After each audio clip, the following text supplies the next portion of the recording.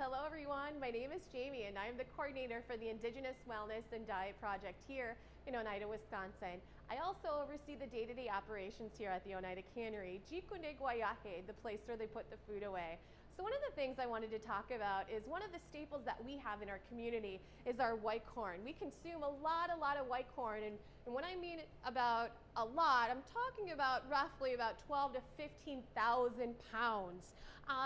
And so one of the dishes that we love, or maybe it's me, but I absolutely love our mush for so many reasons. So I kind of want to take you on a little Anishinaabe twist on the mush and incorporate wild rice. So just like corn is one of our staples in Haudenosaunee territories, in Ojibwe territories, it is rice. So as you see, I actually have sourced 3 different wild rice from 3 different communities. So it's pretty cool. When you know that you've got a Ziploc bag of rice, you know you got the goods.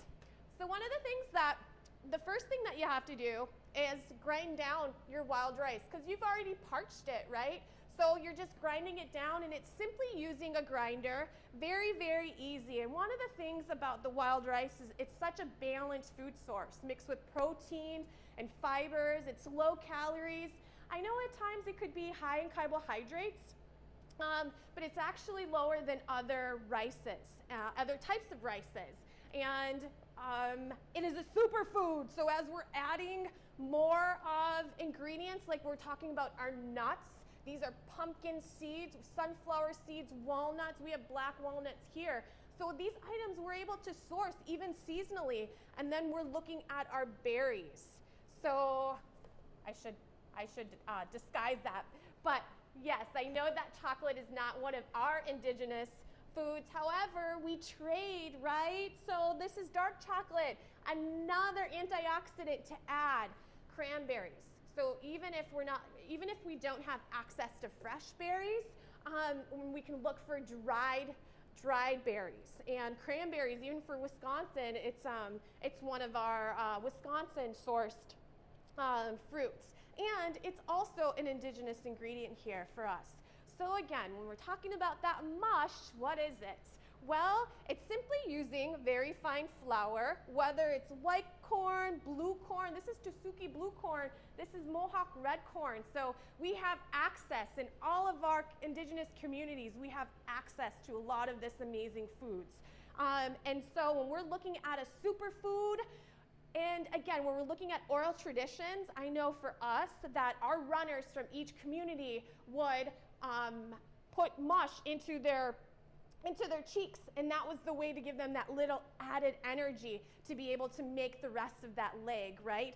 So when I think about a bike ride, because I'm really, really into riding my bike, so if I'm thinking about going 50 miles, 60 miles, I'm looking at a superfood, and I don't always know what's in those energy bars. So corn mush for me is my superfood. So I kind of, again, want to do the Anishinaabe twist with adding wild rice. So the flour here, again, simply ground down, very, very simply with a blender. Most times that we have blenders, access to them. And again, when you're kind of looking at the different textures of flours and how you're going to use them, or use the flour itself, I always like to put my fingers through it. That way I kind of know a little bit of the grittiness. Should I grind it a little bit more finer? Is it good a little bit more coarser? But this also gives me an added connection to the food that I'm making and preparing. So how about this dish? How about the dish? I also want to talk a little bit too about utilizing the same flour and the many different dishes that you can make. Here I did a pancake, and that I just simply used a very simple pancake, substituted the white flour for the wild rice flour, and then with the pancake mix, I just put it into something simple as this. And this is where you get the kids involved, right? And so again, it simply can be easy for a family dish. So with the same recipe, I was able to use the added and make some muffins. So strictly wild rice muffins. And of course, we're going to add some maple syrup to that. Yes. We all have access to maple syrup. Yum. Here's the wild rice mush completely done. So how do we make it? It's similar to oatmeal, very, very similar to oatmeal. So I like to put my mush into a coffee mug, and that way I can eat it on the go, because I live a pretty active life and I feel like I'm always on the go, but really needing to consume a lot of superfoods. So I'm adding my flour. And again, this is about roughly a cup, but I'm not going to use all of it because you're going to know once you start to eat these foods often, you're going to feel full. You're going to understand what that little added energy that it gives. So you've got to use boiling hot water, otherwise the grains will settle. So you can kind of see here a little bit that it's a little soft. And I think that's because my water probably got a little cool and cooled down a little bit. So as it's going to sit here and thicken up, then I'm also going to add the maple syrup to it. Ooh. And then I'm just going to taste test to make sure that I have it sweet enough. And oh man, I mean, we know that we're eating wild rice, right? But you can really, really taste that roasted in it. And this is the time. This is the time when you're going to add the nuts. Again, we have access to pumpkin seeds. We have access to sunflower seeds. We have access to walnuts, especially black walnuts, the berries. We got the strawberries, the blackberries. They're all part of our medicines in our ceremonies. And you know what? I'm going to add a few chocolate chips to it as well. So as you're adding it and stirring it, yum, yum, you can smell it all. And you definitely, if you've got frozen berries, you definitely can use frozen berries as well. Have at it. And the more that you start to work with these ingredients, the more you're going to be like, oh, I can make this. Oh, I can substitute and make this. And again, we're just getting even more connected.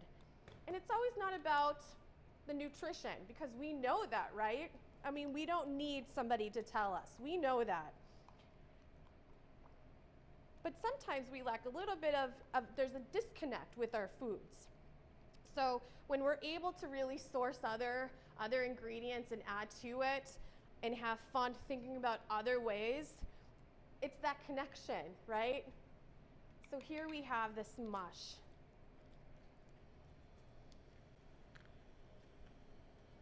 And again, you want it to be like an oatmeal consistency.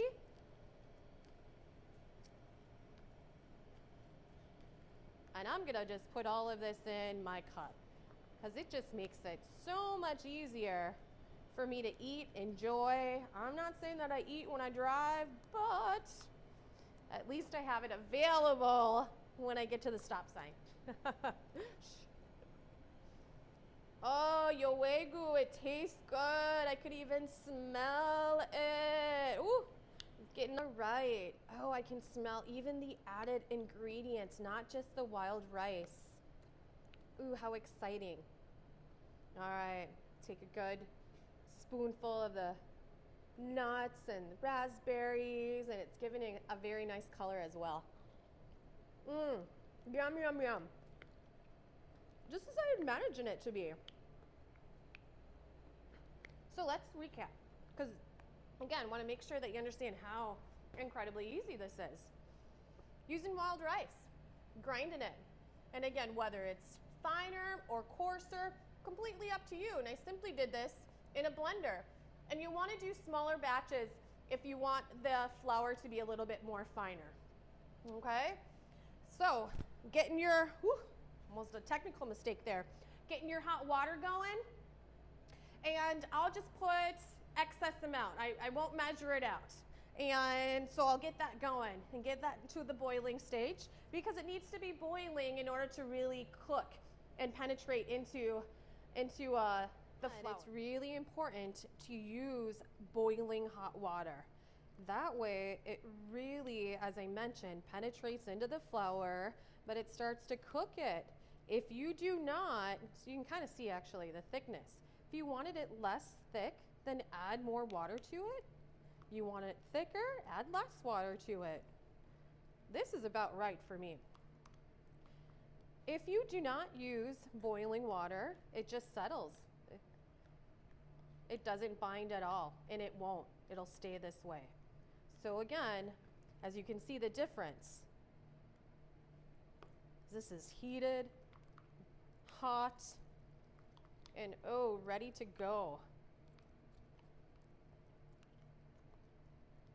And again, this is one of those recipes that you just have fun doing, whether you're gonna add the maple syrup before, add it to the boiling water, add it to after and drizzle it after you have all of your fun other add-ons that you wanna put into your mush.